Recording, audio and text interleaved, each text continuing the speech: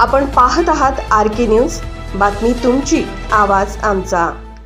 घरफोडी करणाऱ्या सराईत गुन्हेगाराला कोपरखैरणे पोलिसांनी अटक केली आहे। बोनखोडे विभागात झालेल्या घरफोडीचा तपास करत असणाऱ्या गुप्त बातमीदारामार्फत आणि CCTVच्या आधारे मिळालेल्या माहितीच्या आधारे कोपरखैरणे पोलिसांनी रिजवान खान या सराईत घरफोडी करणाऱ्या चोरट्याला जेरबंद केले। सदर आरोपीची सखोल चौकशी केली असता 5 गुन्ह्यांची उकल करण्यात आली असून तब्बल 20 लाख रुपये किमतीचे 17 तोळे सोन्याचे दागिने हस्तगत करण्यात कोपरखैरणे पोलिसांना यश आले। दिनांक 2 रोजी सकाळच्या दरम्यान घरफोडीचा प्रकार झालेला होता। त्यामध्ये कवळंबोली पोलीस स्टेशनच्या टीमने जवळपास आरोपी अरेस्ट केलेला आहे।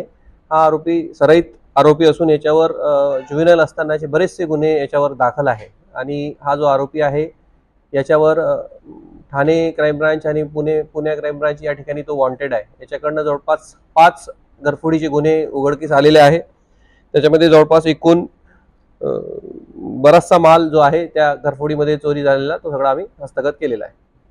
आरोपीची पार्श्वभूमी काय होती? आरोपी हा जुवेनाइल पासून असतानापासूनच याच्यावर गुन्हे करण्याच्या सवयीचा आहे।